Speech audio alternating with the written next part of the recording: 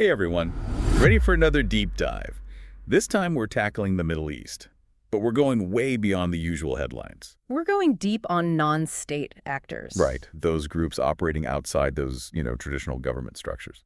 And I think you might be surprised to learn just how powerful some of these groups have become. Oh yeah. Often rivaling or even surpassing, weak governments in the region. Yeah, we're talking about groups like ISIS, Hezbollah, HTS. Names you've probably heard, but we're going to go way beyond just the surface level. Way beyond. We're going to look at how they're running hospital schools. Even challenging governments head on. It's a whole different level of power play. It really is. Mm-hmm. And we've got some amazing sources lined up to unpack all of this. Articles that dive into their governance structures, the proxy wars they're entangled in. Even a first-hand account of the Kurdish struggle for autonomy. So much good stuff. Okay, so to really wrap our heads around all of this, let's set the scene. The Middle East has been, a whirlwind of change recently. Absolutely. I mean, if you look back at our timeline here, you can see just how tumultuous things have been. Yeah, starting with that Hamas attack on Israel back in 2023. Right, and then Hezbollah and the Houthis escalating things further. It's been nonstop. Nonstop. And then just last month, bam, the Assad regime in Syria collapses. Huge power shift, right? Massive. And that's really the key takeaway here. Okay. Instability creates this breeding ground for non-state actors to thrive. Got it. It's not just chaos, it's opportunity. When a government crumbles, these groups are ready to step in and fill that void. It's like nature abhors a vacuum, but in this case, it's power, not space. So let's talk about these non-state actors. I mean, we often hear them called, militants or terrorists, but it seems like there's a lot more to the story. Right, and that's that oversimplification that we need to move past. Exactly. The fascinating thing here is that many of these groups are going way beyond just fighting. They're actually providing governance and services to populations. Really? Sometimes even better than those weak state governments can. Wow, so they're not just about blowing things up. No. They're actually trying to build things too. Exactly. And that's a crucial part of their power. Take ISIS, for example. Okay. They may have lost a lot of territory, but they're still using things like bulldozers and heavy machinery to repair infrastructure in some areas. Interesting. And that's not just about, helping people. It's about demonstrating their capability for state-like control. Yeah, it's like a long-term strategy. Yeah. Showing that they can, run things. And then you have Hezbollah. Right. They've always seemed different from a group like ISIS. Hezbollah is a fascinating case study. Yeah. Because they've essentially created a state within a state in Lebanon. Wow. They have a really remarkably intricate structure that mirrors a conventional government. Okay. 5 specialized councils. Really? An executive council, a judicial council, a parliamentary council. Wow. A political council, and then, the jihad council. That's incredibly organized. And it's not just for show. This structure allows Hezbollah to manage everything from social services to finances to military operations, often more effectively than the Lebanese government itself. It's kind of mind-blowing that they can provide healthcare and education Right. while simultaneously running military operations. Talk about a blurred line. That blurring of lines is exactly what makes these groups so complex to deal with. For sure. It's not a black and white good versus evil situation. Okay, so we've got ISIS aiming for control. Hezbollah building this parallel state. What about a group like HTS? I know they've been trying to kind of rebrand themselves lately. Yeah, HTS in Syria is a really interesting example. They've been actively trying to distance themselves from their Al-Qaeda roots. Instead, they're focusing on local governance and service provision, even going so far as to establish like a civilian administration to work with humanitarian organizations. So they're trying to look more legitimate, less like a terrorist group and more like a viable alternative to the Syrian government? Exactly. It's a strategic move to gain power and influence in a chaotic environment. And it highlights this key trend we're seeing. Yeah. Non-state actors are filling these power vacuums that are left by, weak or collapsing states. And to really understand that, we need to look at some specific examples, right? Yeah. I'm thinking places like Syria and Libya, which have both seen a total collapse of central authority. Absolutely. Think of it this way. You've got this pressure cooker of societal needs. Okay. Security, basic services, some sense of order. Remove the lid of government, and groups like these explode into that void. So in Syria, we saw ISIS and HTS capitalize on the chaos of the civil war, essentially carving out their own mini-states. And here's where it gets really thought-provoking. Imagine yourself living in a region where the group designated as terrorists by the U.S., is the one keeping the lights on and providing health care. Right. What would that be like? How would you navigate that reality? That's a heavy question. It really makes you think about the complexities on the ground. And it's not just these internal dynamics at play, right? Right. There's this whole other layer of global powers meddling in these conflicts, using these groups to further their own agendas. Exactly. And that brings us to the fascinating yet often disturbing world of proxy wars. It's like the Middle East is this giant chessboard. Yeah. And Iran and Saudi Arabia are the players moving groups like Hezbollah and the Houthis as their pieces. That's a great analogy. And we see this playing out tragically in Yemen, Right. where that Iran-Saudi rivalry is fueling a devastating humanitarian crisis, each country backing its chosen side and turning a local conflict into a regional power struggle. And then you have the Iran-Israel confrontation with Iran backing Hezbollah and deeply involved in the Syrian civil war. And we can't forget about the U.S. and Russia both meddling in Syria for their own reasons. It's this tangled web of global power struggles with these non-state actors caught right in the middle. Speaking of being caught in the middle, we have to talk about the Kurdish people. Yeah. They're a prime example of a group caught in this complex web. Struggling for their own autonomy. Yeah, and their situation in Turkey is particularly complicated. I mean, they were instrumental in defeating ISIS. Right. But groups like the YPG still face constant military operations from the Turkish government. It's a complex issue rooted in Turkey's deep fear of Kurdish autonomy along their border. They see groups like the YPG as an extension of the PKK, which has been waging an insurgency within Turkey for decades. So even though the Kurds helped fight ISIS, Turkey still sees them as a bigger threat. Exactly. And it highlights the unintended consequences that can arise in these complex situations. One report we have, the People's Protection Unit's branding problem, argues that Turkey's actions against the YPG in Syria could actually lead to a resurgence of ISIS and further instability. So it's like they're trying to solve one problem. Right. And creating another one in the process. Sadly, that's often the case in these tangled webs of conflict. And speaking of unintended consequences, Turkey's actions in Syria are getting increasingly complicated. They've reopened their embassy in Damascus, signaling a willingness to engage with Syria's new administration. Okay. But at the same time, they're conducting military operations against the Kurds in northern Syria. So they're trying to play both sides. It seems that way. It suggests that Turkey's willing to play a complex game on multiple fronts to achieve its goals, which seem to be centered around containing Kurdish influence and securing their border. It's a risky move, but one that underscores their growing ambitions in the region. Yeah, it'll be interesting to see how this all plays out. Absolutely. Welcome back. We've been unpacking this complex world of non-state actors in the Middle East, and it's clear these groups are wielding, significant power. It's mind-boggling to think that they're running hospitals, schools, even challenging governments. It is. I'm particularly intrigued by these proxy wars that we were just discussing. It's like a whole different level of conflict where these groups are caught right in the middle. And while we use that chessboard analogy, to describe how external powers are kind of manipulating these groups, Right. It's important to remember that non-state actors aren't just mindless pawns. They have their own agendas and ambitions, Right. even if those happen to align with the interests of their sponsors at times. So it's less about puppet masters and more about opportunistic alliances. Exactly. These groups gain, funding weapons and often political support from their sponsors. Right. And in return, those external powers get to exert influence and advance their own agendas in the region without direct military involvement. It's a win-win for them. Yeah. Well, what about the people caught in the middle of these proxy wars? Right. It seems like they always pay the price.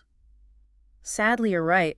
The human cost of these conflicts is immense. Take Yemen, for example. Right. It's a humanitarian catastrophe. Millions displaced, widespread famine, a healthcare system in ruins. It's heartbreaking to even think about. And it's not just the internal conflict that's to blame. Right. The involvement of Iran and Saudi Arabia, each backing their chosen side and pouring resources into the fight, has directly fueled this crisis. So it's like they're adding fuel to the fire. They are. Prolonging the suffering for their own, strategic gain. Yeah. And this isn't just happening in Yemen, right? We see it in other conflicts, too. Absolutely. The Syrian civil war is another stark example. Okay. Iran's unwavering support for the Assad regime and Russia's military intervention have undeniably prolonged the conflict. Right. and amplified the suffering of the Syrian people. It's disturbing how external powers can turn local conflicts into these drawn-out proxy wars with such devastating consequences. And this is just a Middle East problem, is it? Not at all. Proxy wars are a global phenomenon playing out on different stages with similar tragic outcomes. They destabilize entire regions, they fuel refugee crises, they create breeding grounds for extremism, and they even risk drawing in major powers. Right. Escalating tensions with potentially, catastrophic results. You're listening to Echoes of Insight, where we dive deep into the topics shaping our world, from the planet and politics to health, consciousness, economy, and alternative lifestyles. If you're enjoying the journey, make sure to subscribe and share this podcast with others who love exploring new perspectives. Yeah, it's sobering to realize how interconnected these conflicts are and how they impact us all. So given all this complexity, what can be done to break this cycle of violence? Is there even a path to peace in the Middle East? That's the ultimate question, isn't it? It is. It's been debated for decades with no easy answers. But I firmly believe that peace is always possible. Yeah. Even in the most deeply entrenched conflict. But how do we get there? It seems like every time there's a glimmer of hope, something happens to shatter it. Well, the journey to peace is rarely straightforward. Right. It's long, winding, full of setbacks and disappointments. Okay. But the first step is, and always will be, dialogue. Talking to each other. But what about those who refuse to engage? Yeah. Who see violence as the only solution? Even those who seem most resistant to dialogue can be reached. Okay. It takes patience, empathy, and a willingness to see the world from their perspective, to understand the grievances and fears that drive their actions. So you're saying we need to approach these situations with some serious conflict resolution skills? Absolutely. And those skills are essential not just for diplomats and politicians, but for all of us. We encounter conflict in our everyday lives, within our families, our communities, workplaces. Yeah. Learning to communicate, effectively listen, actively find common ground is crucial, even on a personal level. Right. It makes sense. Those same skills scaled up could help address these larger conflicts. Exactly. So it's about building relationships, Yeah. understanding needs, and finding solutions that work for everyone involved. Right. But that seems like a monumental task in a region as divided as the Middle East. It is, but it's not impossible. Okay. There are countless inspiring individuals and organizations working tirelessly for peace in the region, Yeah. often risking their own lives to build bridges and promote understanding. Their work is truly remarkable. Yeah. But what about the role of international organizations in all this? Yeah. Can they help pave the way for peace? Absolutely. They are vital. Okay. Organizations like the United Nations play a crucial role in trying to mitigate the humanitarian consequences of these conflicts and promote peaceful solutions. They provide aid, they mediate ceasefires, and they try to create that space for dialogue and reconciliation. But they face a lot of challenges, don't they? Of course. They operate in a complex political landscape, Yeah. often hindered by the competing interests of member states. Right. Their effectiveness relies heavily on the cooperation of those involved in the conflicts, which can be difficult to obtain. It's like trying to be a neutral referee in a game where everyone's playing by their own rules. That's a great way to put it. Despite the obstacles they face, the work of these organizations is essential. Yeah. They're often the only ones providing a lifeline to those caught in the crossfire. Right. And their efforts to build bridges of peace, however difficult, are crucial. So we've got states, non-state actors, international organizations. They all play a role. They do. But what about us? Can individuals really make a difference in such massive, entrenched conflicts? Never underestimate the power of individual action. Okay. It all starts with awareness. By educating ourselves about these conflicts, understanding their complexities and nuances, we can challenge the narratives that perpetuate them. Okay, we're back for this final part of our deep dive, and I have to say this conversation has been eye-opening. We've gone from ISIS bulldozing, their way to legitimacy, to Hezbollah's incredibly intricate state within a state, all while navigating, proxy wars and the struggle of the Kurds. It's a lot to unpack, that's for sure. But amidst all this complexity and conflict, there's this glimmer of hope. People and organizations dedicated to building a more peaceful future. So for this last stretch, let's kind of shift gears and explore what those solutions might actually look like. Okay, so where do we even begin? How do you start untangling something this complex? It has to start by addressing those root causes of these conflicts. We can't just focus on putting out fires. We need to prevent them from starting in the first place. And that means tackling issues like poverty, inequality, political disenfranchisement. Right. Those underlying factors that allow these groups to thrive. So it's about treating the disease, not just the symptoms. Investing in sustainable development, creating economic opportunities, and promoting good governance. These are long-term solutions, but they're essential for laying that foundation for a more stable and just society. And what about the role of diplomacy? Can talking really make a difference in conflicts that seem so deeply rooted? Diplomacy is absolutely crucial. Okay. It's about creating those spaces for dialogue, however difficult they may be to establish. It's about building trust, finding common ground, fostering understanding between parties who may see each other as enemies. Right, so we need more skilled negotiators, more people willing to sit down with their adversaries and find a way forward. Absolutely, and we need to wholeheartedly support those who are already doing this incredibly difficult work. There are so many individuals and organizations putting their lives on the line to promote peace in the region.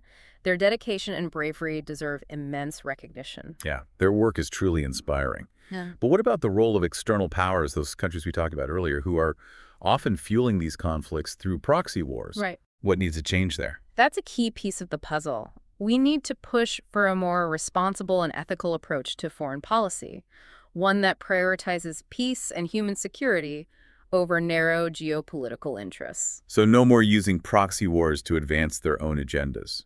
Ideally, that would be the goal. Right. But we have to be realistic. The world is complex, and there will always be competing interests at play.